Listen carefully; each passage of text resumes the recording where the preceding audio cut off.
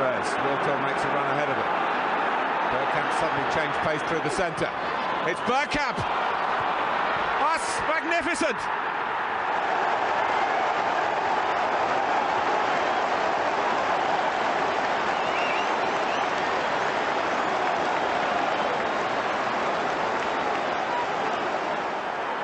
The move, and then this, which left Dabby's ass totally stranded.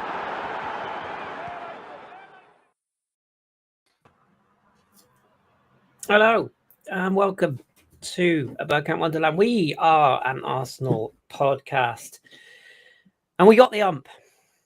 We have. That's why Danny is that big on the screen, and that's why Josh has a very stern look on his face, because we're not happy, all right? So I don't know what we're. Oh, we didn't name the podcast like we were supposed to, Josh. That's disappointing, but never mind. We'll get what past are we that. supposed to call it? I think Josh knows. It was in the group. Shall I find it? It's very rude. Yeah, we were going to call it, and I quote. I think we should probably mention that this is the number 500 podcast as well. Oh, is it? Oh, we've blocked other podcasts from being released. Yeah, since Arsenal have stopped playing football, we've never podcasted more. No, it's insane. It is insane. Danny would be rolling in his whatever feces now. Yeah, probably. It's livid. I've lost the name of the podcast, Josh. I think I've cleared the group, so you might have to dig through the archives to find it. But save memory. Yeah, yes. I like. I mean, it's no further than 8 messages back. Number 500 emergency podcast. Chris calls everyone a cunt. Yeah, there you go. Go down well on YouTube. Yeah. So that exactly. Instantly demonetized. So that's good. But no, that is kind of what is. And now Twitter isn't working. We can't stream to Twitter. Do you know what made me chuckle earlier on? I was looking through. I'm not going to name them because it would be unfair. But there's a lot of what I would call the highbrow podcasts that have had funky graphics, and they're like emergency podcasts. We're gonna delve deep. We're gonna analyze and then I was just quietly sat there in the background thinking, yeah, and we'll probably roll in about 10 o'clock, call everyone a cunt and fuck off. That's pretty much what we'll do. So that is actually what we're going to do. So apologize in advance. This is going to be a little bit of a shorter show. We're not going to go on forever tonight because we've got lives and stuff. I know that's hard to believe, but greetings to all of you in the chat. I see all of you. I see you. No introductions tonight because you can all see and you can all hear that Josh and Danny are here, and obviously I'm here as well. So we've called this emergency briefing to discuss the thing that's on everybody's lips right now. What happens when oxygen runs out and you're at the bottom of the... Oh, no, that's something else. That's for another day. That's only for billionaires that are bored. Yeah, don't get me started. Talking about billionaires that are bored, anyway, what's going on at Chelsea? What a lovely segue. Let's ride it all the way.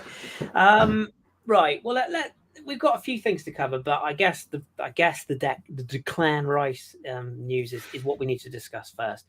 So I feel like I'm just going to launch into my thoughts, and then I'll ping to you, Josh, and then Danny can just nod because I'm sure that's what stuff in.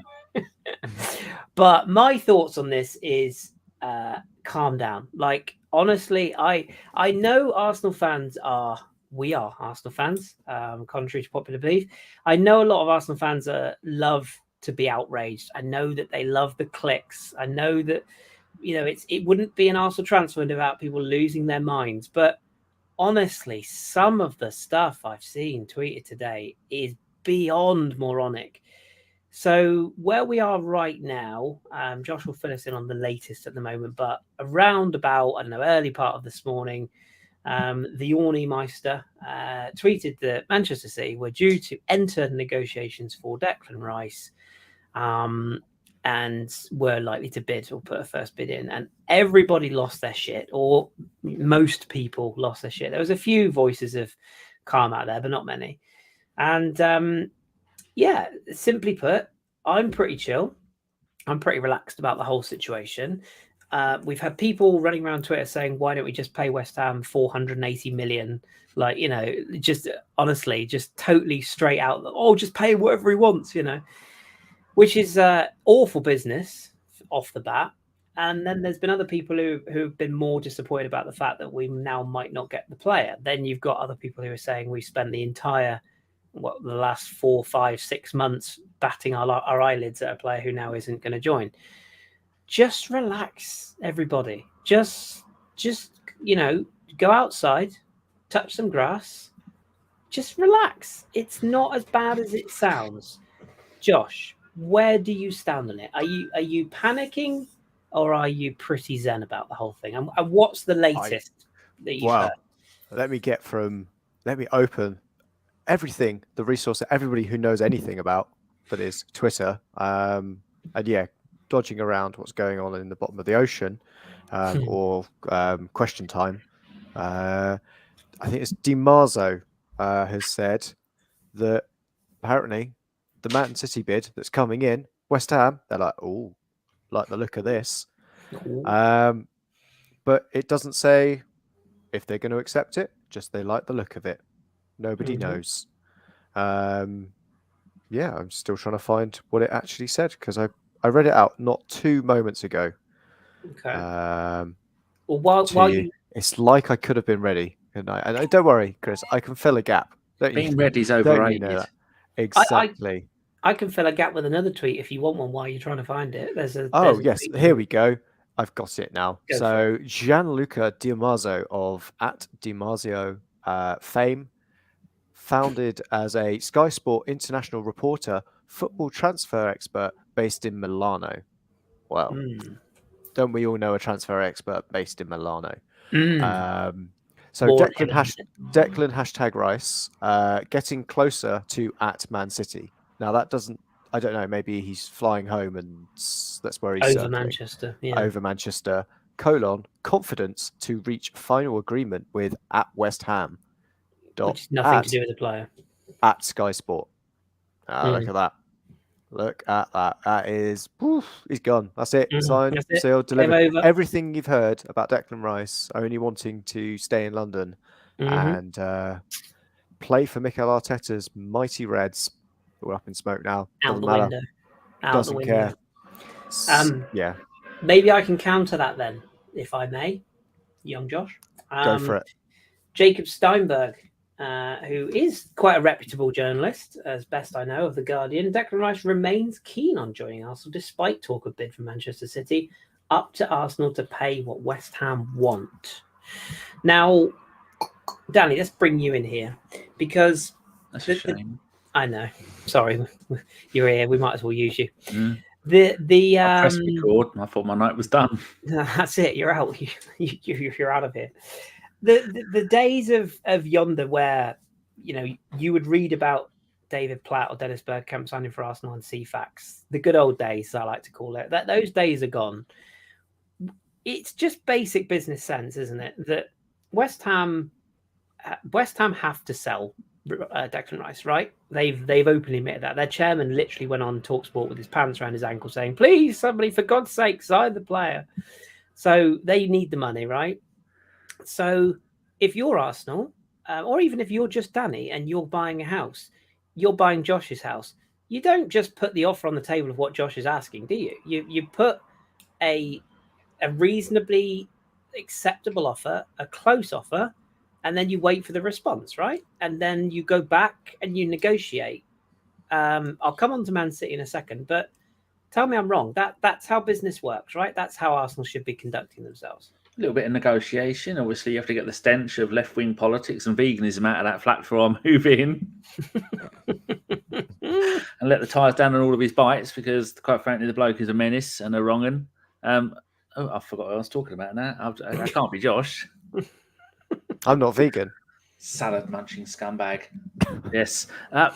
See what you got to do when in the world of Arsenal. Arsenal fans don't ever remember. They don't learn their lessons. Last summer, did anybody expect us to sign Zinchenko and Jesus? Because this is the Arsenal transfer policy. Hey everybody, I'm holding my right hand in the air. I'm Paul Daniels. Now then, look at this. Waving this. Now then is someone very different. That's not Paul Daniels. You don't like this? Not a lot. I'm holding Declan Rice. I think they both had that catchphrase, didn't they? Oh, leave me alone. I'm holding Declan Rice in the air like a baby. I'm showing him around, but with my other hand, Oh man, I'm working some magic over. If I could, I'm doing some magic over. But you can't see what my left hand is doing.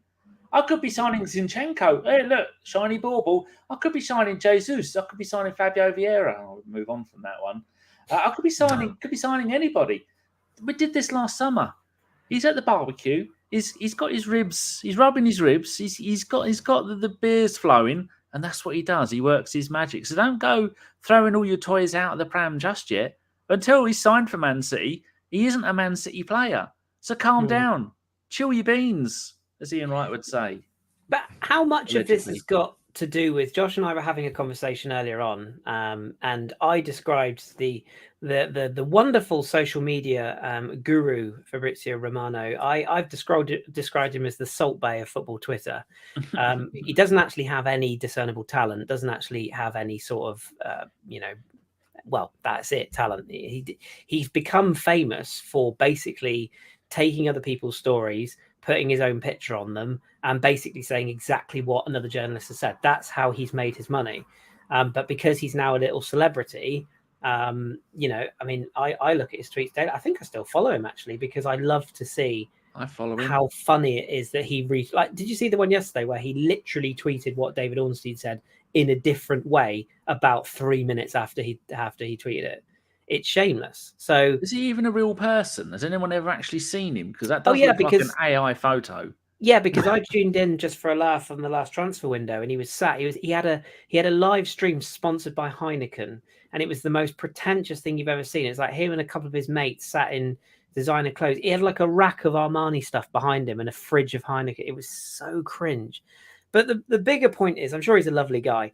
I'm sure he doesn't give a shit what I think about him. But aside from that, as Josh made reference to that, a lot of these people on Twitter and a lot of these sort of agent types have affiliations to betting sites, to sports TV channels. Corruption. I know, who'd have thought? And we'll come on to City. Especially with them being Italian, they're not known for their corruption. No, there's never been any scandals in Serie A at all. No. But very good mates with that Brentford striker. Yeah. I think I've gone too far there. Scroll up for the latest odds. But if as I say, I'm not sitting here saying that some of their information is wrong. I'm not saying that. Some of their information is very clearly right. Okay. But what we are saying is, and Josh, I'll come to you on this, you have to take into consideration who you're reading, do your due diligence, have a look at what influence they have on markets or on popular Twitter accounts, etc. And maybe just take a step back and just think about the fact that it doesn't matter what Fabrizio Salt Bay or anybody else says.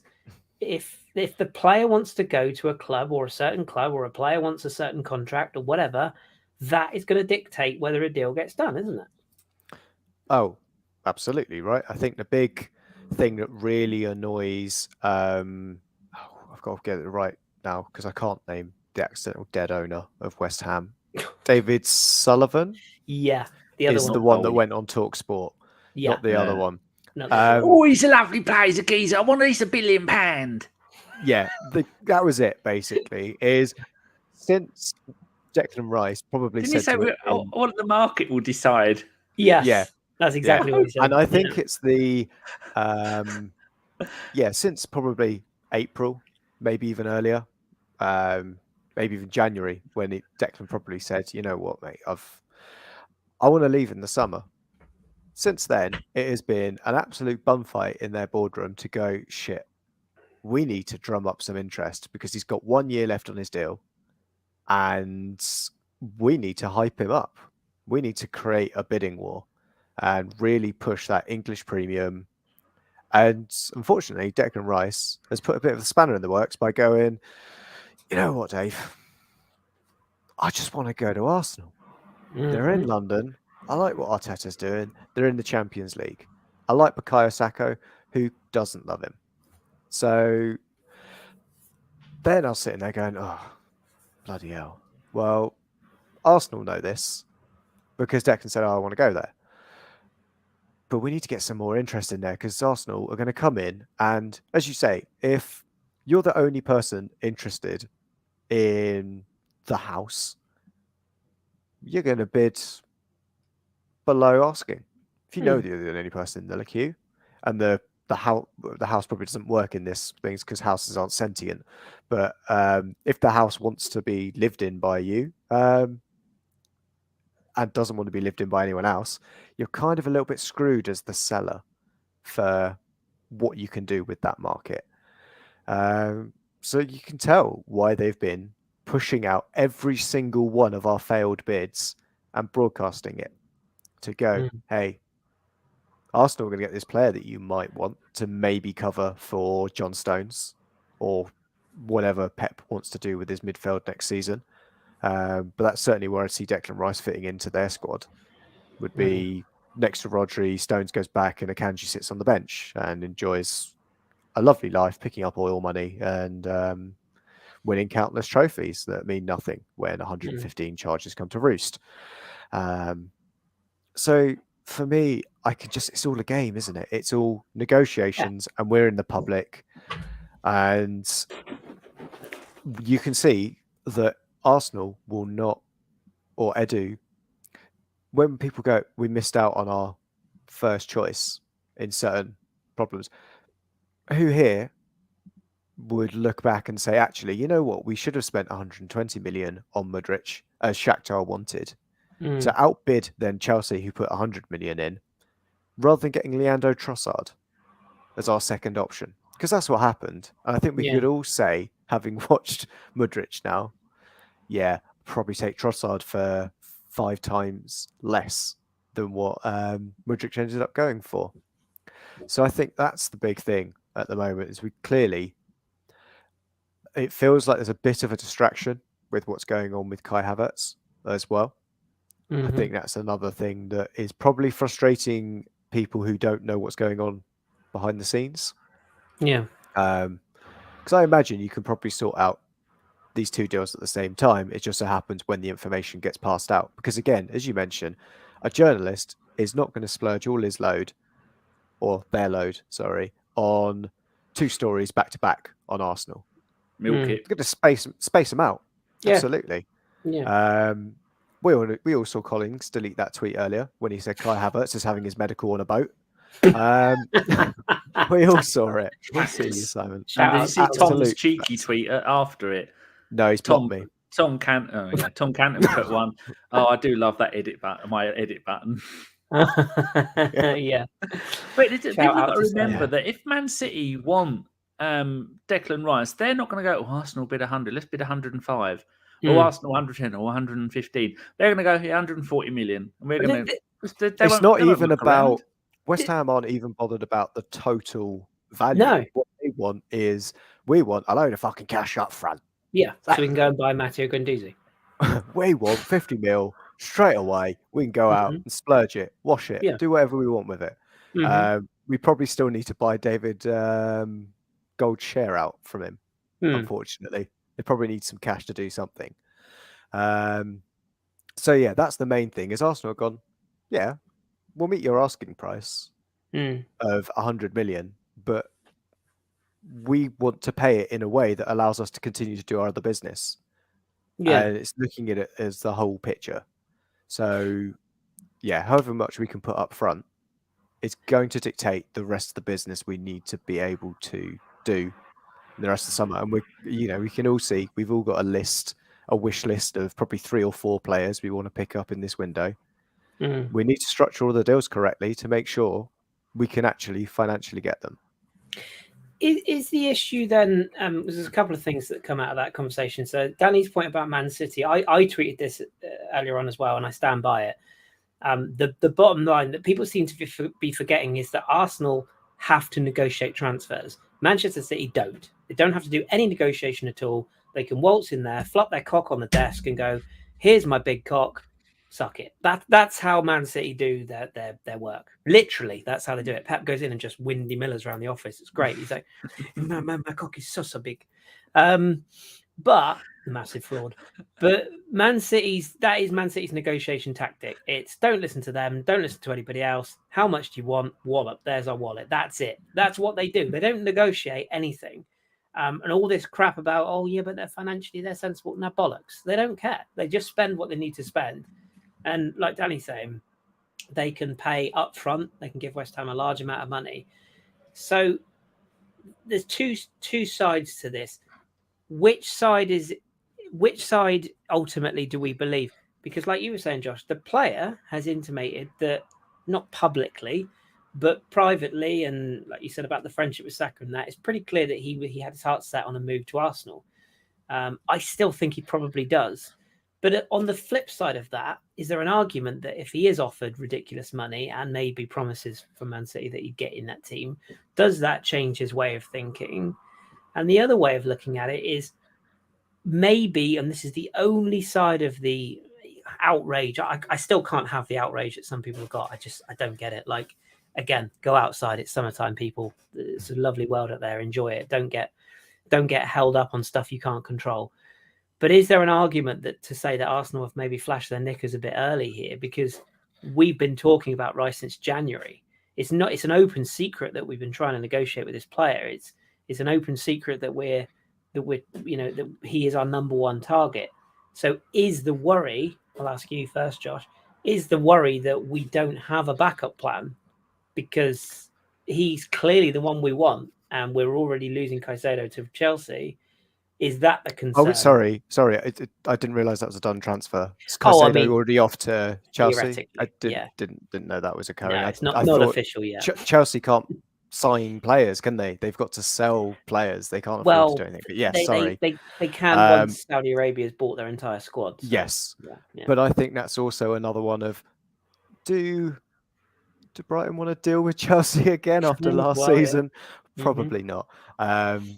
And I always think we probably left something on the table. That's, again, another player who would like to come to Arsenal rather than go elsewhere, especially when you look at what the options are for a bit of football. It's 38 games next season for Chelsea. That's it, right? 40? Because they get knocked out of the cups pretty quick. But I think we definitely have a plan B and we have a plan C, because we've seen it before when we have, in some cases, missed our number one target. But I could equally say Martin Odegaard last summer. Done. Straight in. That was our number one target. Got it done. No one else even got a sniff that we were doing. Got a sniff. Yep. 25 million we got in for, didn't we? Dirty Nick is on the line. No one knew a thing. Yeah. I'd probably go, Jesus, you might want to argue with me, Vlahovic in the January, and he's then the backup. But I mean, in the summer, we said we needed a striker and we got Jesus. We needed a left back. We got Zinchenko. There was no backup of that. We weren't in for Cucurella, for example, who was the other left back on the market at that time. So, yeah, I think there is obviously a backup there. I do like the look of what Declan Rice could bring to the side. I think we're all convinced of what he could bring. In the same time, I think you can't get too annoyed if we bring in Declan Rice that Thomas Partey is probably going to leave at the same time. He is a replacement for Thomas Partey, I think. So I think that the plan B could be Thomas Partey and we get somebody else of a different, still a robust midfielder that's there to break up play, but we mix some things up. It's Lavia, isn't it? Realistically, yeah. It's Lavia looks like it's that kind of player. It's Lavia or it's Caicedo, and we know they are in vastly different spectrums of money. It is that kind of Trossard versus Mudryk kind of thing. And if we get the deal right, structured with Rice, it could allow us actually to go and do potentially Caicedo. So there is the kind of, we've got quite unlimited funds, which I think is not a case. It doesn't matter that we've got someone who is a billionaire. They're not bankrolling us. We are still a self-sufficient club. And we could get annoyed by that we don't have a sugar daddy, but I think a lot of the fan base actually probably do prefer it, that we are that self-sustaining model. Because probably never, but there's always that little glimmer of hope that when the corruption is swept away from football, Arsenal will then be left probably with Man United, because they're just a commercial powerhouse, being able just to sweep up everything. But yeah, there is, I think, a little frustration that we don't get to see a shiny Declan Rice as soon as we'd like to see him. But I mean, that's what we've always been. We've always kept things fairly quiet. And you have to notice that a lot of the noise doesn't come out from the usual suspects who we know are reliable in Arsenal. And that's why you point to Jacob Steinberg. I know he is very, very, very reliable in West Ham. So that's where I'd be keeping my eye at the moment. It's just on what his tweets are. Yeah. And in the same call, Ornstein. Again, go back to what you know. There's so much noise around Declan Rice at the moment. There's no point looking that way. And I don't think there's really any other smart alternative that is going elsewhere to what Declan Rice does for what we need him to do. I don't see any defensive midfielder of his stature moving around anywhere else and going, oh, we've missed out. Like Tonali, not the same player, and is it's overpaid for that. Barella, he's a number 10, he's not a number 6, despite what Sky Sports think he is. Is that Nico Barella? Yeah, Nico Barella. Yeah. An 8 out of push, but he's definitely not 6. He's definitely not the player we need. If we wanted to go out and try and get it done and get another similar player, you're going up to Newcastle and trying to get Bruno out of there. That's the plan B I could see from us. We missed the boat on him, didn't we? Been there, we didn't want to quadruple his salary, did we? Like someone which in hindsight, when you look at it, I mean, I'll be honest, I didn't see the player that Newcastle have got now at Lyon. I saw the potential of that player, but I didn't see. I thought his trajectory would be more like Paqueta's has been at West Ham. Sort of couple of seasons, and then maybe he goes to a middle range club. But to be fair, Guimaraes has come on leaps and bounds. What would you say, Danny? I'll ask you. There seems to be. We'll come on to, and also just before I go on, that's just reminded me. Crimson Pirate said I've got a poor view. Elaborate, Crimson. We'll have a debate if there's something. It's because you're so short. It's because you're so short. That's what it is. I can't see above the desk. Elaborate, please. We're not calling you out, but feel free to chat amongst yourselves, and we'll pick some bits and bobs out. But is there an argument, Danny, that we'll come on to Havertz in a minute because he's divided the fans' opinion as well. But is there actually an argument that some Arsenal fans, in classic Arsenal fan way, are now going, well, fuck Rice. If he doesn't want us, then fuck him. The classic kind of, well, we can't have our shiny new toy. We never wanted him anyway, like everybody did with Mudryk. I wanted Mudryk, absolutely 100%. He hasn't had a good start at Chelsea, but make no mistake, there's a player in there. I was very keen on him. I've come around to the idea of Rice when it was first talked about, and they were talking about 120 million. I was like, what? I haven't seen it. I then started to watch him a bit more, and I have definitely seen the player that could be. And I think the English tax is a big thing here. I think it's pretty clear that Mikel wants to have another English presence in the squad. But what would you say to that argument of if the player himself doesn't choose us and he does go for the oily money, is there an argument to say, well, did we really, is he the be all end all? Like, should we be turning our attention elsewhere now? Well, we do have a plan B, and Stan has let the plan B out of the box. Xhaka is unpacking his suitcase as we speak, says our very own Stan. The poor bastard. Which is plan B. On the door. And I'd rather keep Xhaka than Partey, and hopefully Partey will be off to Juventus. But I think Rice is a very intelligent bloke. You can see by the way he plays and the way he talks, and he has had a monumental last 2 months. Winning the first trophy as captain of West Ham, having quite a decent game against a decent team, and then going on and now playing for England. And the other night, England winning, 7-0, and he was pretty good. He's now a permanent fixture in the England central midfield. And those two things combined has made the sport washing country go, oh, well, we want to associate ourselves with winner and winners and things that win. Well, maybe we'll go and get him. And he'll come into our club and he'll be the shiny new toy, and he can sit on the bench that has got the name, what's his name? The one they got from Leeds. Calvin Phillips. Who probably will go the other way if. Yeah, you can sit there. Where you see where it says the sign saying Phillips crossed out with Rice written underneath it. There you go. You go and sit there for a season while we parade you round as a shiny new signing. If he goes there, then he's an idiot because he may well get more money, but he ain't getting any more time. But there again, there was tweets today saying that Bernardo Silva had a bucket and spade and his beach ball and his Crocs and he was off to go play in the sand. So if he does go, then they are going to need a defensive midfielder who can pull strings and do stuff and do a little bit of magic in midfield. I'm not overly worried. If we don't get him, we'll get somebody else. I don't think we're quite at the Brighton level of going, don't worry, we've got this bloke we found him for a £5 working in the chip shop in Istanbul. We ain't going to that level, yeah. But I'm not worried. Like Paul said in the chat, we could always get Annika Rice. I'd be up for that. She's back doing stuff on the BBC. Are we allowed to say that? We're probably not. We'll probably get cancelled for saying that these days. I talked over you, so you got away with it. What did you say? I said she had a great. I said she had a great bum in the 80s. I mean, she's probably still got a great bum now. She was always in good shape, but God bless you, Annika.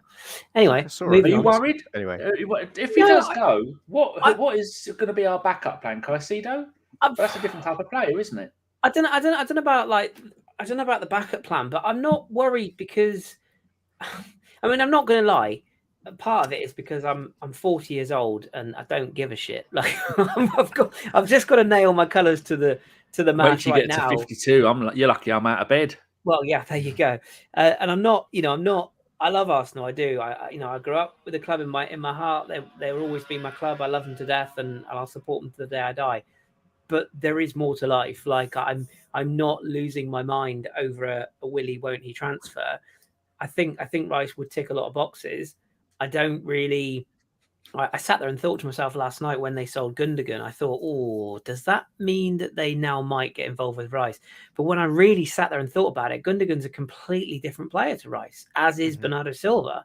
If they had got rid of Rodri, completely different situation, then it's a natural fit. But I actually don't really, to me, I think it was Steph that put in the chat earlier on when he said that Man City's interest in Rice just shows you just how shit scared they are of Arsenal. This is a power play move. This is not a Pep is going to improve the squad. Of course, he'll come out and say that. Of course, if they do sign him, they'll say, oh, yeah, he was always our number one target. This is a power play. This is Man City flexing their oily arms and saying, oh, you want that player, do you? How about we sign him just to fuck with you? This giving you flashbacks of 2011-ish when they got Nasri, they got Clichy, and they got Adebayor. Yeah, exactly. Colo. It does reek of a power play because, the only other club I could have seen Rice being interested in joining, ironically, is Chelsea because he was in their USAP, wasn't he? And I always thought that's where he would end up. Me too. And clearly that's not happening. Man United were credited with an interest, but I don't think anyone really wants to go there anymore. Did you see what their offer was, Chris? I might have to inform you on it. It was £40 million, and the offer of Harry Maguire and Mason Greenwood. Diallo. Right, great. So it was a bid of £45 million. I was going to say, yeah. If anything, that decreased the value by throwing those players in.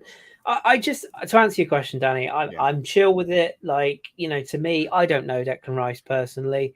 I'm sure he speaks very highly of me. I've heard he's a big fan. But, if his heart is genuinely set on joining Arsenal, he will join Arsenal. That's it. And don't get me wrong, we have to offer him the right money. But again, let's look at the facts. Personal terms have been agreed with the player for months. He's agreed the wage we've offered. He's agreed the contract we've offered. There is no issue with the player. The only issue here is that West Ham have got a sniff of the maid's apron, and now they're horny as fuck, and they're looking for as much as they possibly can get. They don't have anything else to sell worth that anywhere near even half that money. Other than he's their star boy. Yeah, of course they're going to try and milk it. And I would not be surprised at all if they are using Man City as a bit of a milking tool. Yeah. That said, Man City clearly are going to bid. There clearly is an interest there. But to me, it's not. It doesn't improve Man City. Well, it does improve Man City's squad, of course it does. But it doesn't improve Man City's starting 11, whereas it does improve Arsenal's starting 11. And the very fact that we're willing to let what were our two crucial central midfielders go tells you that we were basically building the midfield around Rice, and that was the key thing. And I say we'll come on to Havertz shortly. Well, that's what I'd say in terms of if I was scared of Chelsea going in. Sorry, not Chelsea. Scared of Man City going in for any other player that we were interested in. It's that direct replacement for Bernardo Silva. They've already sorted out the replacement to Gundogan. I think everybody's seen Kovacic. Yeah, he'll come in. That's their Imagine replacement. if we'd signed Kovacic to become, why are you signing ex-Chelsea players? Yeah, exactly. But again, I think, as we said, is an opportunistic signing to get Kai Havertz, and Xhaka wants to leave. If Man City started to say, "Oh, we want Kai Havertz," then I'd be more worried, because then I know they're actually looking to strengthen, and that was the player they want. When they start looking at another 10, then I'll be more worried, because that's when they might start looking at what they can do with our Norwegian captain. But as you say, I think some people in the chat as well, there are some good other options around. Paulina, I do think is a good option, and there is a great reason why Fulham put two fingers up at Man City. He's also 29. You can see we're clearly getting a profile of player that we want. And the English element as well, isn't it? So I think English element for a bit of, keen on that. Yeah, bit of homegrown saves us having to think about getting another player in from then. But I don't really see much worry at this point. And I would say, would Rice have come if we didn't get Champions League football? Oh, I think he'd question it. I think he'd probably question. At least it would be harder for us to actually get the deal done for the money for getting into Champions League versus Europa League. That's what's going to help us. But surely if you are a London boy like Rice is, and you get an offer from Arsenal, and Arteta and Edu have clearly been contacted or in contact with him, even though they're technically not supposed to. They've clearly been talking for months. Saka would have been in his ear as well. He wouldn't have to move house. He can stay exactly where he is. It does tick a lot of boxes, and ultimately, the player's wish will come to fruition if his wish is to go. It depends what the bid is, doesn't it? It's like Danny said, if Man City come in and offer 140 million quid and we're offering 100, he's only going to go to one place, because West Ham want that money. That's just fact. Like it comes down to, it doesn't come down to what the player wants at that point. It comes down to the club are just going to shift whoever they can to get that sort of money in. But if it comes down to Man City match our offer, which they won't, they'll try and gazump it. But yeah, if the player says he wants to go to Arsenal, there is still an element that a player gets to say in this. It's just about, and you would imagine as well, if Rice is really that keen on joining us, there's no way he won't have been in touch with someone at Arsenal to say, look, here's the situation. I do want to join you, but my club are pushing for this, that, or the other. Just like West Ham will be in Rice's ear saying, look, you really want to join Arsenal, you better get on the phone, mate, because we want more money or whatever it is. Yeah. But the unfortunate thing about all of this is that when you get into a bidding war with Man City, there's only one winner, because there is no war, there is no bid. It's just they'll outspend you. You can see the situation, can't you? It'll be Vinay and Edu will turn up at West Ham, and David Sullivan will be in there, and they open the door and he's sitting there. He's on the phone, go, yeah, West Ham, yeah, it's Man City. Yeah, how much are you going to give us for Rice? 150 million, you say? And then he says, you two sit down, help yourself to a fondant fancy because he's being posh. Yeah, 150 million. Well, Arsenal have offered, and then the phone starts ringing, and he goes, yeah. Sorry, guys. It does that. Yeah, I can sell you some sexy underwear if you want some. Want to buy a watch? Yeah, I've got 20 of them in my coat. Here, have a look. Oh, none of them flashing coat. Sorry, they all say the same. They all say the same time. But yeah, I mean, like I say, whatever will be. I think the only thing, maybe we'll draw a line under Rice and move on to others. But the only thing I would say about this situation is if. And like Josh was exactly right in saying, it is an if. There's no confirmed, Man City might be bidding, but there's nothing confirmed yet. Nothing's happened.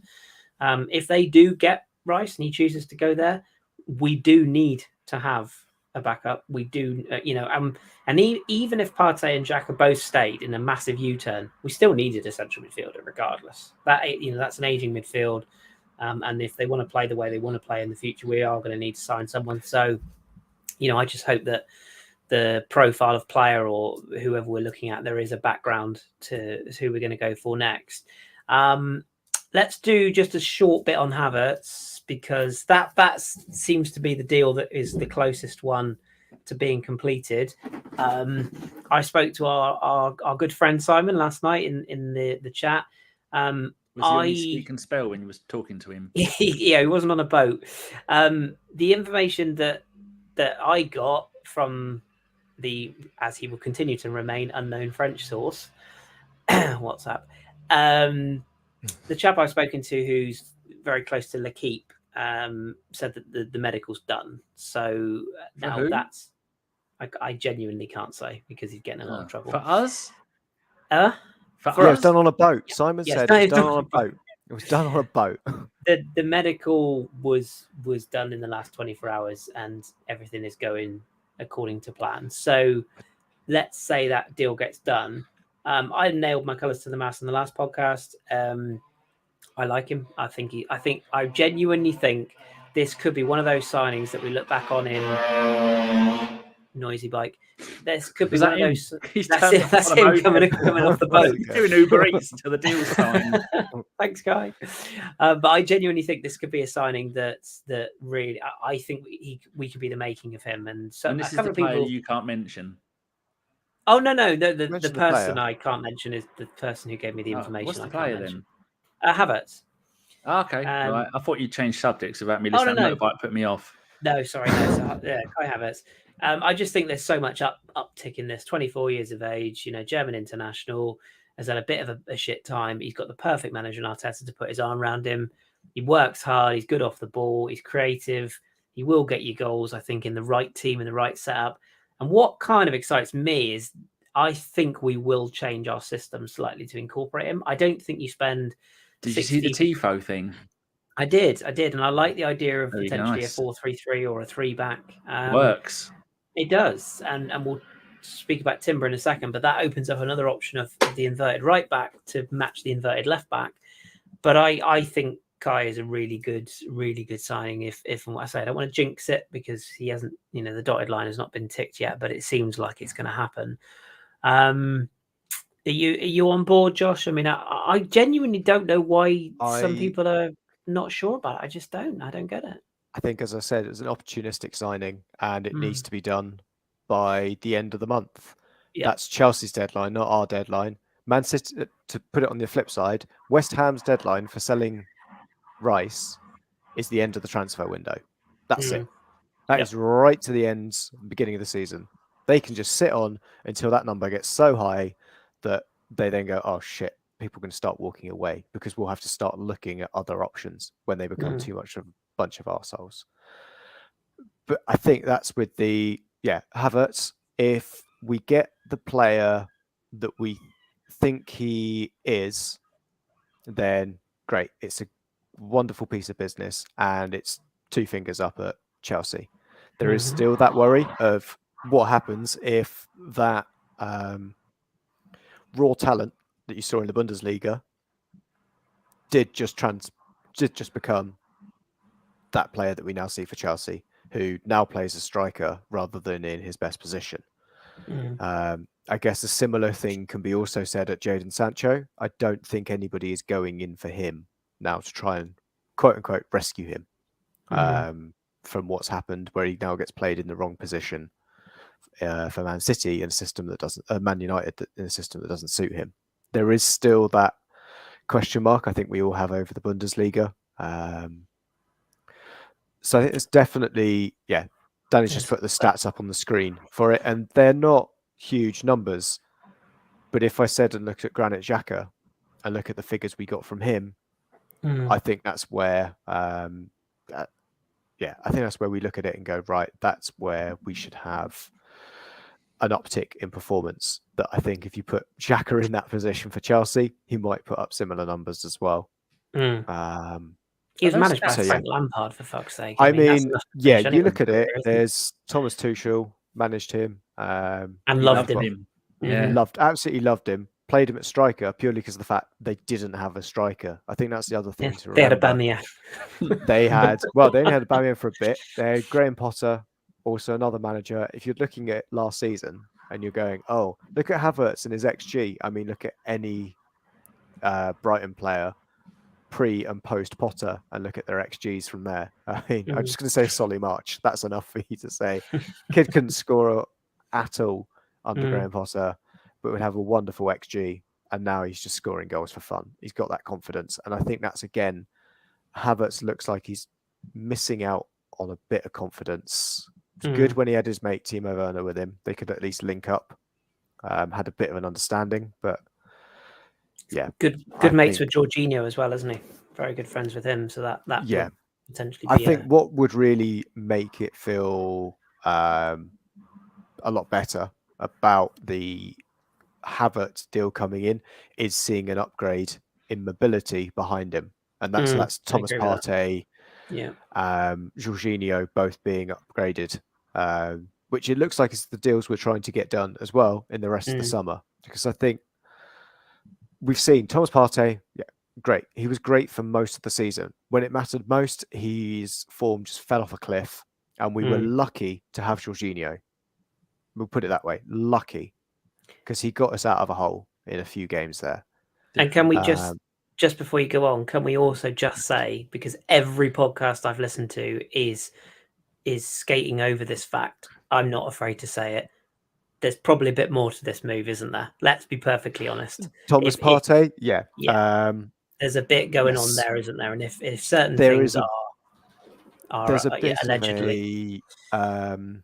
The judicial system in Italy is a little more lax. That's one way of putting it.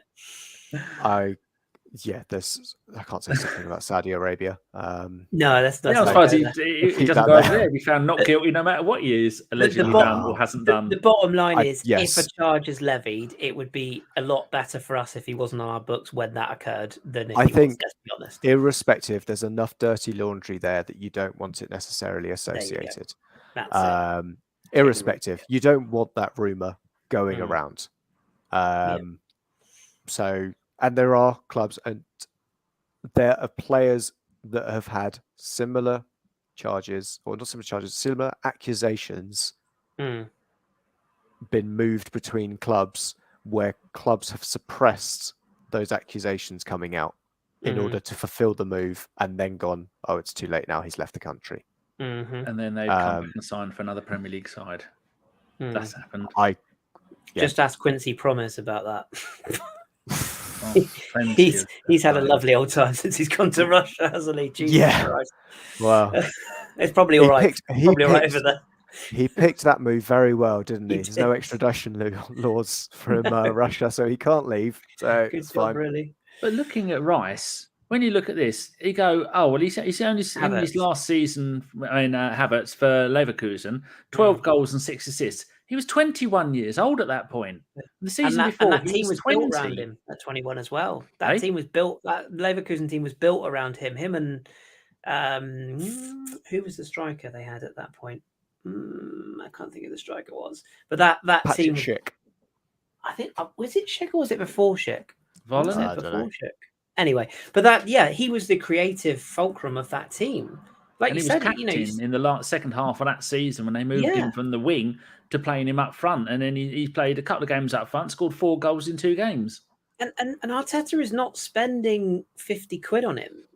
This is a huge chunk of our budget. This is, to me, this is very clearly. I think it was Matt Volland. Yeah, I think it was Kevin Volland. Good shout. I said Volland. Oh, did you? Sorry. Yeah. That's better. Only because I was looking at transfer market, I had no idea. But yeah, I mean, this to me, of all of the deals that we're looking at or are close to being done, I think this is a Mikel Arteta signing. This isn't an Edu, a talent scouting ID situation. This is Mikel's gone. Do you know what? We could get Havertz. Let's go for it. I have a feeling that actually they all looked at it, because I think everybody in world football who was sensible knew that Chelsea were running themselves into a problem, and you can see what's going on. That Yeah. Top only had to fly out to Saudi Arabia and convince half of them to pick up all of his players to build what, a league that looks to be an interesting proposition. Should you put it The that word way? you're looking for is joke. I guess. I'm standing by that. Yeah, I guess it's one of those that if anyone was trying to rival the Premier League, you're going to have to do something pretty distasteful with the amount of money you're going to throw at it in order to get it close to compete with arguably the quote-unquote, to quote Gary Neville, the greatest league in the world. Jamie Carragher as well, also coming out. And, well, I don't think we have time. We said we're going to do an hour podcast. I will leave those two for another day. Day. You've got to look at the fact that Havertz signed for Chelsea in the summer of 2020. Lampard as manager, then Tuchel as manager, then Potter as manager, then Bruno Salto as manager, then Frank Lampard as manager, and now Poch as a manager. So in 3 seasons, 6 managers. Yeah. I mean, how can you mould a young player when you've got constantly different managers with different ideas, wanting different things, playing him in different positions? And his personality, he's not an Aubameyang type personality. He's quite a quiet, quite a shy, withdrawn character. Like, he's not a guy who's going to make waves in the dressing room. He's not going to guy who's going to go out on the beers on Saturday night. He strikes me as a very solitary, kind of lonesome type of chap. And he looks really fucking boring, doesn't he? Just say he does. Yeah, he's got that Man City personality of a sponge kind of thing. But that's fine with me if he does it on the pitch. Like, absolutely fine by me if he does it on the pitch. But yeah, to me, as I say, everyone has the right to their opinion. I'm not saying anyone's right or wrong, but I think that if this signing had been announced, say if we'd have got Rice already, and then this signing of Havertz had been announced, I think a lot more people would give it far more benefit. I think the problem is that a lot of Arsenal fans are very angry at the moment because they want it and they want it now. Exactly, very angry about a few tweets that nothing has even been concretely confirmed.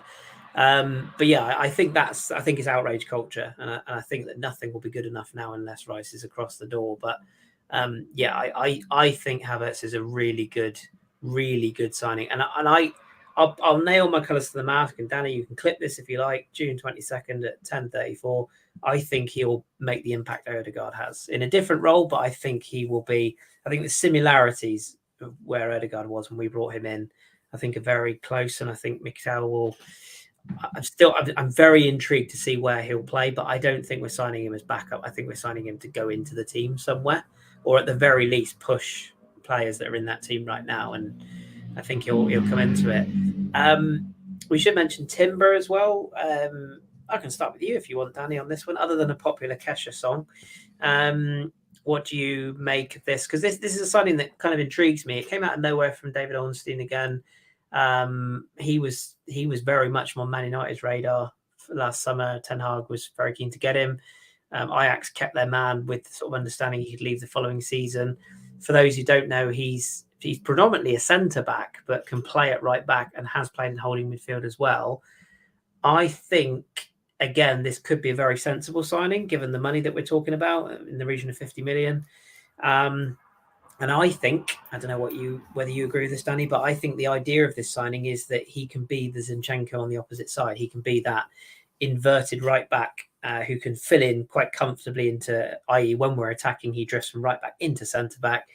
And what it also allows you is it gives you the opportunity to rest Ben White, so he doesn't have to play every single game. And it gives you the opportunity to move Ben White inside if there's any fitness concerns over Saliba, for example, or if Gabriel's out of form, you've then got the flexibility to either move Timber into centre back or move Timber into that right midfield to invert. Any downsides to this based on what you've looked into, Danny, or are you pretty happy with this idea? Well, it's not so much about the player. It's more about Arteta liking players that can play multiple positions. Remember when before we signed Ben White, Josh said he can play centre back, right back, and defensive midfield. We've only seen him play right back and centre back, and he's been brilliant at both. I mean, Zinchenko played as that inverted left back or left back, but for the Ukraine, he will play defensive midfielder. Now, we've not really seen him play defensive midfielder as a starting position with somebody else at left back. And so, and the same with Tomiyasu. He can play right back, centre back, and defensive midfielder. Now, even with Tierney can play left back or he can play left centre back, like he has done really well for Scotland in their recent run of decent wins. So if he's going to have a player that is going to play in all these kind of positions, then we already have, Kivior as well, left back and centre back. Yeah, another one. There's a certain point where I don't want to have half a dozen players that can play in many different positions. I only want a couple of them, maybe one down the left side, then one down the right-hand side, and maybe one like Gilberto, who was a defensive midfielder in Brazil and brought him to Arsenal, made him a centre-back, but when he came out with the ball, he was really good. And you go, well, that's because he's had that positional training.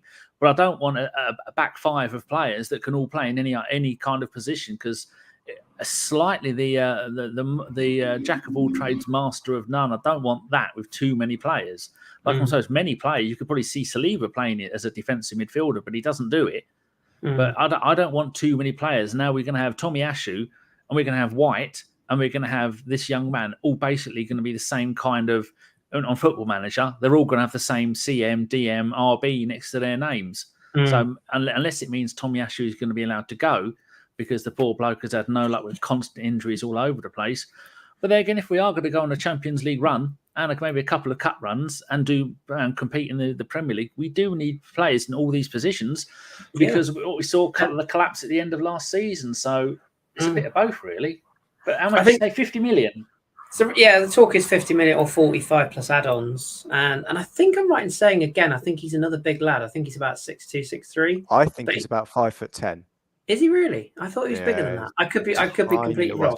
You know what the problem is when you watched him play next to Lissandro Martinez.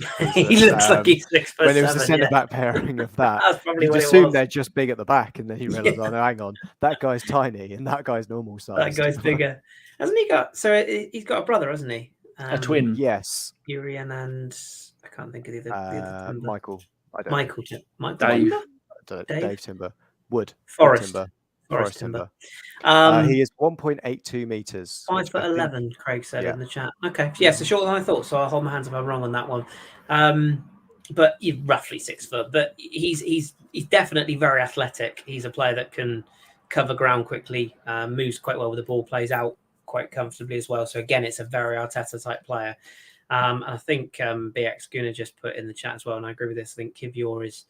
I think the end of the season last year, I think they were grooming him for quite a big amount, or quite a large presence in the team this season. I think we're going to see quite a lot more of him. Teaching him how to speak English, that was the biggest problem we had. Yeah, definitely helped. He turned up and he didn't speak a word of it. No, he didn't. And also, Vieira didn't speak English, and then his first, it was Spurs are shit. That's the first sentence in English that Vieira learned. The original Vieira, not this. I think with Tomiyasu as well, I think the whole purpose of this Timber signing is Arteta has made it very, very clear that he doesn't like players that are constantly injured, and it's a bit harsh almost on Tomiyasu, because this injury was a freak game, wasn't it? When his leg went from under him on the pitch against Sporting, it wasn't like it wasn't a muscular injury. It was a very unfortunate situation. Well, it was muscular, but it was an unfortunate slip. It wasn't his body letting him down. But I feel like, again, Tomiyasu, right back, left back, centre back. I've said even before he signed all those months ago, I've always said I think he's the best position he plays is centre back. That's where he plays for Japan. But yeah, I feel like Timber will come in. He's still young as well, so he's got time to move into that role. I'd be very surprised if Rob Holding stays if Timber comes in. I can't see how he can keep all of those players happy, unless Rob is literally happy to fulfil the Mo on any role. I don't know, but maybe Holding will be the new number 9, like in the crazy turn of events. I've got a feeling we'll keep hold of Rob Holding unless that big move comes in from Aston Villa, isn't it? Because that's the rumour. Because it makes no sense to sell him for like 5 mil, does it? You might as well just keep. But then if we've promised him football, then I suppose I've always thought that Holding would work well at somewhere like Forest or or an Everton. I feel like he would be quite good at one of those clubs. Poor boy. Yeah, I wouldn't mind him staying. By the way, I'm more than happy to have players around like that because you're going to need them. But I do feel like the Timber signing is a potentially good one. And just one other name before we take a couple of questions and then get out of here. So if you have got any questions, now is the time. No more. We've got 7. Don't type any more, you scumbags. Oh, okay. Well, they're going to be quick-fire answers anyway. The only other name I want to throw at you, Josh, is Balogun. Again, sorry to rant, but I'm a little bit cheesed off with how brain dead some Arsenal fans are. They keep on banging this drum of, I would just sell Nketiah and keep Balogun.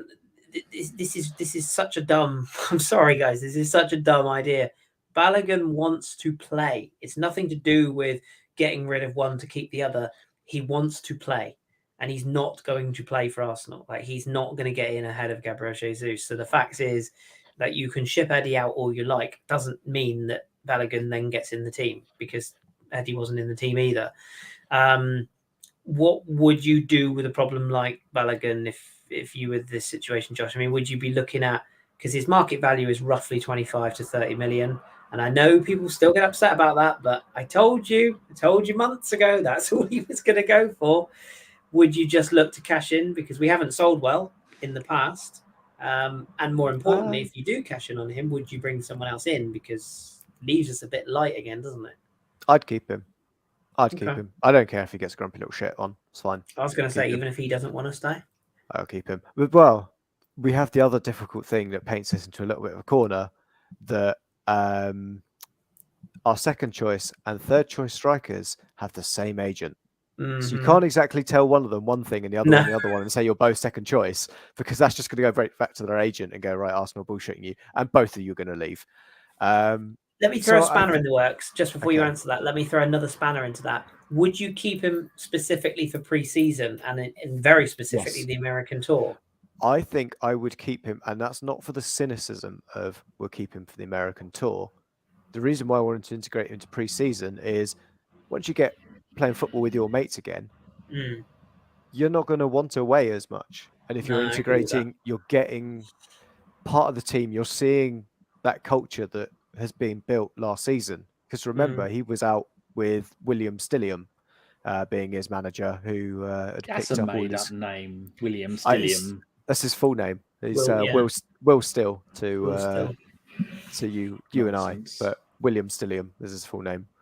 But yeah, that's the thing. He's going to come back into this, and this isn't like, oh, we're trying to reintegrate Guendouzi. This isn't a whopping great twat that we're trying to bring back in. It's actually a sensible young man who might want to achieve something with his career other than just being wound up by a tiny little Frenchman.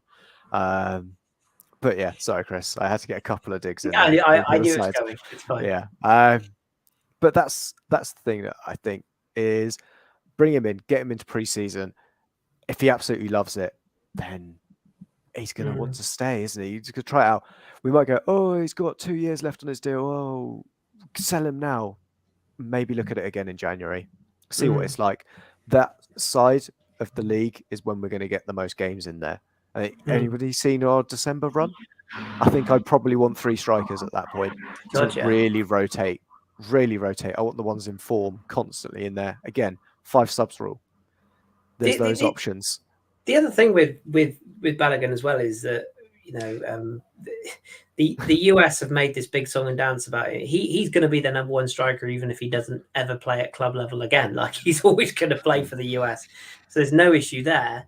But I just feel like I wonder if they're considering the idea of Jesus as a wide forward to incorporate Balogun in some games. Like, but the problem you've got is that Saka is undroppable by Mikel, whether he's fit or not, whether he's in form or not, he's undroppable. Martinelli has come on leaps and bounds. You wouldn't want to take him out of the team. That realistically frees up the one spot. Maybe there's an argument to say, well, you know, if Martinelli got an injury, if Jesus got another injury, maybe there is the argument there. But you're having to sell that to Balogun, who's been, you know, banging form in France for Reims and had a wonderful season, and he's got used to playing. And also, as you said, with the agent situation, if you make these promises to Balogun, what do you do with Eddie? Because if the minute clubs know that Eddie's out of form, his value goes through the floor. Was he ever in form? Well, I mean, I look back at the season and I actually think even I have to swallow my pride here a bit and say he did do a really good job for about 4 to 6 weeks, didn't he? His form fell off when Jesus got back, but he did do a good job for us.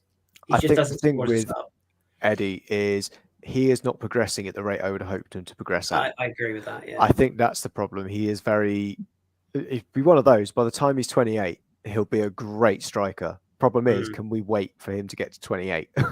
And that's where you kind of walk into that Chelsea model where they let most of their players, or at least under the Abramovich era, go at 23. We got to 23, you've either broken into the first team or you've not. See you later. That's why they end up looking stupid with Kevin De Bruyne and Mo Salah being two of the best players in the league. And you run the risk, don't you? It's always going to be a risk. I think it's what we've said, that the more successful and the higher up the league Arsenal are going to be, the better quality of players we're going to start releasing or letting go of. And they'll go on to have semi-decent Premier League careers. And that's just something we've got to deal with. But it's knowing when to sell, isn't it? Because it's Ainsley Maitland-Niles syndrome, isn't it? We had that bid from Wolves. We turned it down. He's now just walked on a free. Balogun's value will never be higher. And whether you want to call it a farmers' league, lazy fucking idiots, but whatever you want to call Liga, whatever you want to call any other league, the facts are Balogun went on loan in England and didn't do it. He stacked the place up at Middlesbrough. It didn't work for him as a loan. Now, there's a lot of different factors in that, but he didn't do it. There is no guarantee that he comes in at Premier League level and can do it. Just playing, no offense to our US viewers, but US, playing for the US is not the same level as playing for the Premier League. Being the superstar of the US team is not, look at Weston McKennie. Yeah, I think we can all say pretty strongly that international football isn't necessarily at the same level as the Premier League. Absolutely. Different game. Different game. There's different demands. The pace is different. Whereas but I think that's just the kind of thing that, we saw what happened when we lost Jesus and we had Eddie come in and then Eddie ran out of form. And it was the case of, do we bring Trossard in and play Trossard there? Well, he's the other one, who we all forget he's still there, don't we? Bless him. I think that's the thing, just to say, I would rather have these options and that strength and depth, have that tight squad of 21 or so players who are all Premier League ready, there or thereabouts. Yeah. And we're in no rush. And that's where Balogun comes into it. That if a club comes in, the longer we have Balogun here, the more I think clubs would look at, do they want to try and get Eddie and Nketiah out?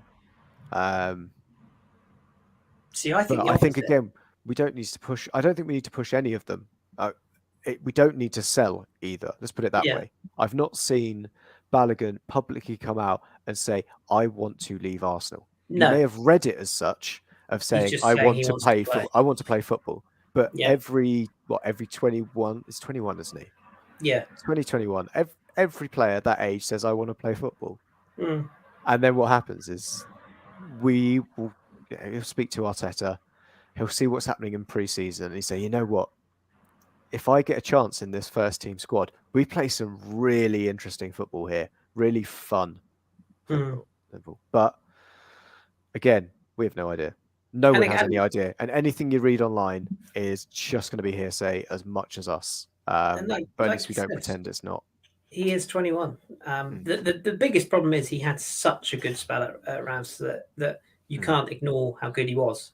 And albeit he did score a fair amount of penalties, and he led the line for Rams. He was there, he was their goals. Like aside from Marshall Minetzi, who got a couple, he was Rams' goals. So the team was built for him. That isn't going to be the case at Arsenal. It's a completely different situation. I think that's probably where Mikel will have to sit down with him. But ultimately, as you've seen with Charlie Patino, if a player makes noises that he wants to move, I think that's where Mikel has probably learned from Arsene. If a player is not happy, he won't stand in his way. Same with Xhaka. It's very clear that they had an agreement that he could leave. That's also the thing that we've proven this season, is that by not having an out-and-out striker, we can score more goals. Yeah, and that's just the thing that, Balogun, the side won't be built around you, but you might end up scoring more goals than that. It's the same issue we had. Remember when Alexis Sanchez had that season where he scored a shit ton of goals but wouldn't pass it to any of his teammates? So to go back and get it off the defenders and run back up. He would go into the box. Ozil would be standing on the penalty spot, or Giroud would be there ready to tap it in, and instead Alexis try and put it into the top corner or beat the keeper at the near post. and could have ended up with a hatful of assists. I think going back to it, I think he could have had a Messi level season in terms of return if he was just less selfish. I think it's what we'll get from Balogun as well, that he could get you lay one pass off to Saka or Martinelli to score. Yeah. They'll give you 2 or 3 back. Steph's bang on in the chat, by the way, as well. With that comment, his form at Ramsdale is the only reason he's getting a chance at all. Absolutely spot on. And I know it's wouldy, couldy, shouldy, but if he'd have gone to France and scored, 3 or 4 goals, it wouldn't even be a debate. He would just go into the reserves, or he'd go isn't back that on loan. Isn't that the point of the loan, though? Yeah, just to come back and do well. Yeah. And it's why I'd say another loan is a possible option. Well, he's come out, hasn't he, and said he knows he won't be on loan. And I think the reason he made that comment is I think that's what the club have told him. I don't think you make that comment as a professional without knowing that the club have given you the okay to say you won't be on loan. But what he's also cleverly done is by saying, all I do know is I will not be going on loan, is he's opened the door to an exit, and he's also opened the door to staying with Arsenal. He's very cleverly played that one quite nicely. His agent has clearly said, you know what, just keep it open, because you don't know what offers might come in. And also, if you sound like you're in a good position with 2 years left on your deal, you could sign yourself up to a bumper contract. Look what I got in Nketiah, for example. Exactly, yeah. The ironic thing with Balogun as well is there's a club in France that he would suit perfectly, but they probably can't afford him, and that's Lens, because they're probably going to sell Loïs Openda this summer, and Balogun would fit their system to an absolute T, but I don't think they can afford the 25 mil that we would probably ask for him. So such is life. Staying in France? Say again? Ramsey staying in France? Why is he staying in France? Is he? Who? Sorry, Aaron Ramsey. Is he going to stay playing in France? I hate to say this. I think we're in end game of Ramsey. He was not great for Wales the other night. Depends who comes in at Nice. If Potter ends up there and they go with an English manager, then I wouldn't be surprised if he stuck around. But I think he's got another year on his contract. But he wasn't bad at Nice. But I think sadly the time is Father Time is catching him up, I feel, unfortunately. One league goal. Yeah. He wasn't bad, but he wasn't great, if I'm honest. Time to join his mate on the golf course. Absolutely. Yes, absolutely right. Right, we'll just rattle through a couple of these quick-fire questions. I'm going to ask them in a shock move just to get them out of the way in the nicest possible way. Well, if you don't answer them, we'll get through them all in 3 minutes. Exactly. There's method behind my madness. Seeing as you piped up, Danny, Phil asked the first question, Phil Macker. So it looks like the likely purchase of Havertz has paid for Chelsea's very cheap purchase of a Ligue 1 club, Strasbourg. Oh, he's asking me. That worked out well, didn't it? Well, I can answer it really quickly. Can you? No. Yeah, I can. Strasbourg were very purchasable. They're very appealing for financial. If I'm honest, Phil, I think somebody would have bought Strasbourg regardless. I don't think it's just Chelsea. They were open to investment. They were open to opportunity there, and I think Bowley will probably use that as a very convenient place to dump a couple of those players that Chelsea would like to keep that are not ready, i.e. like Brozier and who's the Norwegian forward they got? Is it Fofana? Would not be surprised if he ended up at Strasbourg. It saves flying them all out to the Middle East as well, doesn't it? Saves on the air miles. Saves on the oil fuel. Danny, let me ask you this one then. Pete Colson. Is Declan Rice so important to our squad plans that we should pay over the odds what we planned? That's a really good question, actually, because... That's ruined on me then. Because 90 million quid that we've offered plus add-ons, it's not £7. It's a club record transfer fee. We're not offering peanuts. So we are offering 30 million more than our previous star player.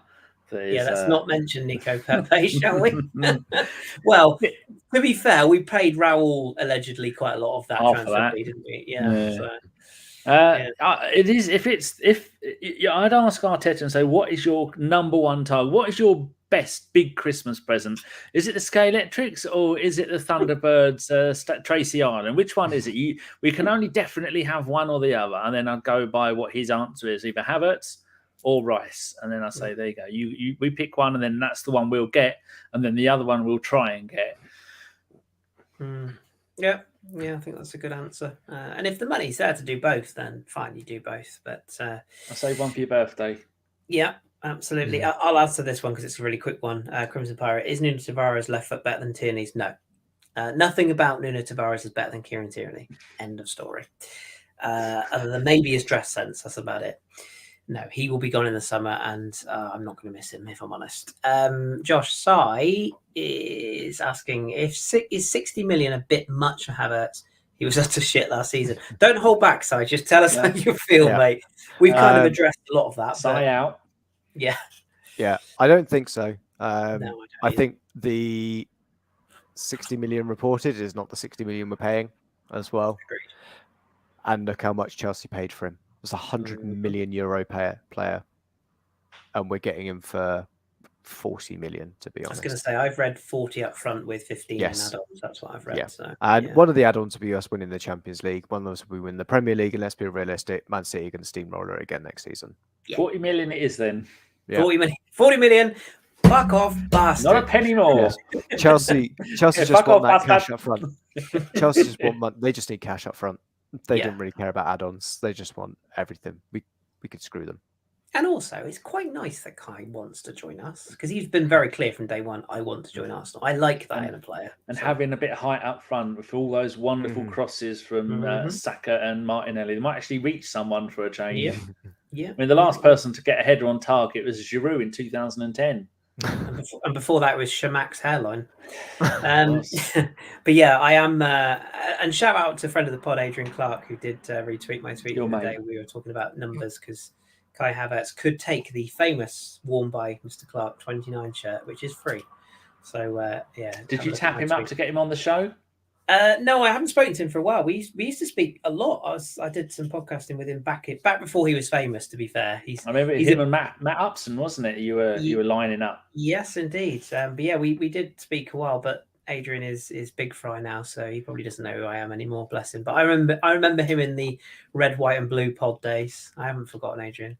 Top man, by the way. Anyway, Danny Pete says you can only keep one, KT or Flo, because there is some talk about Tierney now potentially sticking around if Newcastle don't stump up the money. But I love Flo. I mean, I love KT, but for the future of the club and the fact that Flo is American and he's got one goal in 2 games.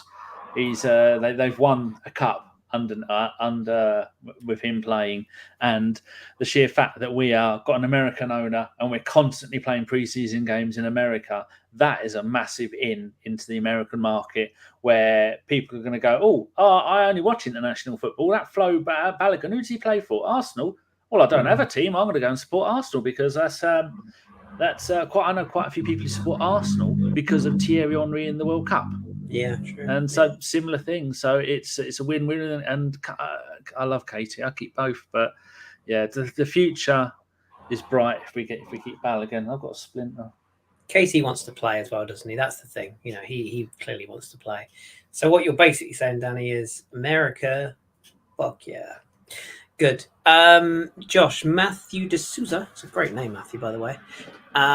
With Bellingham going to Madrid or gone to Madrid as he has, can we take any Madrid midfielders, either loan or buy?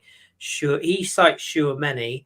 I think we all probably agree that Camavinga would be the one that we would probably look at. But Tchouaméni is a very good central midfielder and has a lot of upside. But with Toni Kroos and Luka Modric with a combined age of 173 now, I don't think there's any way Real Madrid are shifting any more cultivated midfielders.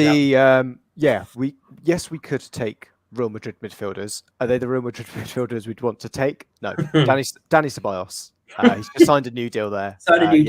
We could sign a new deal and then we could buy him. The cockroach of Madrid. He just keeps coming back. That's, I think, the best option. And then probably someone else I'd name probably doesn't even play for them. No, because they've got Valverde still, haven't they? Yeah. Valverde, Tchouaméni, Camavinga, Bellingham. That's just depth. They're Real Madrid. They can cope with that. Yeah. I don't think we've also got like Lucas Vazquez who can play midfield as well at push. So yeah, they've probably got a child on loan somewhere that they'll bring back. Yeah, and they're bringing in Joselu, aren't they? From what a player, Stoke legend, former Newcastle and Stoke legend. Yeah, absolutely. But that we all know that's just to fill the gap until Mbappe goes next summer, of course. But yep. No, I tend to agree. I think the Real Madrid's Braithwaite. Yeah. Oh God, yeah. Jesus. But I do think Camavinga would be the one if you could get him out of Madrid. I think he, with the age, the profile, he's been very good for France recently. He would probably be the one. Oh, the scenes when we signed Rabiot. Anyway, final question, Danny. Avon says, excuse me, anyone nervous that a key player might be leaving other than Partey? That's actually a really good question because I have a feeling there might be a surprise exit. I don't know who, but I share that. Do you share that thought? Part-time Partey? No, get rid. Not just him. Did you feel like there could be another, other than Partey, another first team player? Like, I'm scanning through them all. Smith Rowe's the one I'm just still not convinced. No, he's no matter what they've all said. I don't know. Wait and see if Kai Havertz gets to number 10. Then I reckon Smith Rowe may well be on his way out. But of course we've got number 10, Smith Rowe. Sorry, it's been that long. It's been that long. Bless him. Yeah. What about you, Josh? I asked the same question to you. Just Sorry. To wrap up. Would you be concerned about any other big names leaving aside from that Partey? Is there a surprise exit you could see coming? Is there a player that I think could leave if a stupid deal came in for Big Mo? Big Mo will be there till when Arsenal shuts down as a business. As you said, he is the equivalent of Danny Ceballos, but just no. If there was something coming out of nowhere, Gabriel, and at that point, I'm saying the centre back. Yeah, really, I couldn't see that. I would say if someone was out there looking for one. On the big sides, I think it could be tempted to extract him from there, and I would sell. I know Juventus a player you can build a team around, isn't he? If someone wants to pay big for him. Well, not just that. Gabby and Saliba's partnership is. You saw how important that was when Saliba went down. It's not just individuals. Yeah, you then realise how terrible Gabriel is in terms of his decision making. Terrible's a stretch, but I do agree. Saliba makes him a better player. The partnership makes him. Yeah, he's a brain fart away from disaster. He definitely needs the calming influence beside him to level him out. But I think Smith Rowe. If you assume that Balogun is likely to go, and you assume that for the likes of Kieran Tierney is likely to go, I think the only other name that jumps off the page that again could attract a ridiculous bid would be Smith Rowe. And again, I have to put this on record. I don't want him to go. I want him to succeed. I really do. I just wonder if like a massive bid from a Villa or West Ham. The surprise ones are the players that we think are good enough, but there is an extra marginal gain. It's the Rice is a marginal gain on Partey, and Havertz is a marginal gain on Xhaka. I think if there's another one you could bring in who's a marginal gain, it's dropping those out. I think Rice is a bigger gain than marginal on Partey, if I'm honest, and that's not to because I think we've all got short memories. I guess because we're catching them at the, we're catching one on the ascent whilst the other one on the down. Yeah, I agree. I feel like Partey. I feel like again, I think we have got short-term memories. He didn't end the season well, but again, you have to look at what he potentially was dealing with off the pitch at some points. But for the first half of the season, he was absolutely flawless. I mean, he was a Rolls Royce, as John said in our chat the other day. The trouble with him is that the injury situation has not been good. There is the potential elephant walking around the room off the pitch, and there's the fact that he's 29. And this is, if we're going to get any money back for him, this is the only time we're going to get any money back, isn't it? I hadn't seen the Juventus links. I presume that is a thing because a few people have mentioned it in the chat tonight. But that would make sense because Juve are shipping Fabio out. There's something we should end the podcast on. Is it another Salt Bay exclusive? No, this is from Cava Sky. So Carve. Yeah, the legend that is. Yeah. So, progress made in talks to sell Declan Rice today. West Ham closer to getting the price they want. Told endgame is approaching. So, get your bets in now because the market's going to close quickly. That's it. We're not telling you where he's gone, but he's going. Get in quick. Yeah. So, yeah, that's it. Well, if Carve speaks, the world listens, Josh. That's how it works. My favourite response at the moment is from George Weir's cousin that says, "You've managed to be 3 hours late with this and still not got half the information the other transfer bastards have." Back in the gutter, you absolute moron. Yeah. I'm with Stan, by the way. I can't stand Solikar. Yeah. He's so fucking smarmy. Yeah. And apparently, and again, not mentioning any names because I don't want to get anyone in trouble. Apparently, he's an absolute dickhead off camera. So yeah, there you go. Anyway, shout out to Jeff Selling if you're watching now. I'm joking.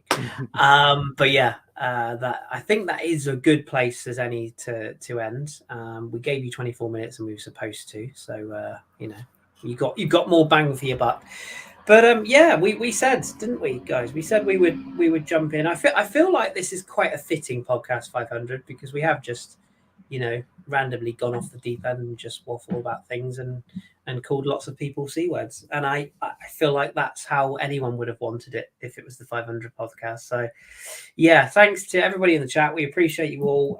As we said at the start of the show, if you're looking for highbrow tactical analysis, with experts, and you're in the wrong place. You know us better than that.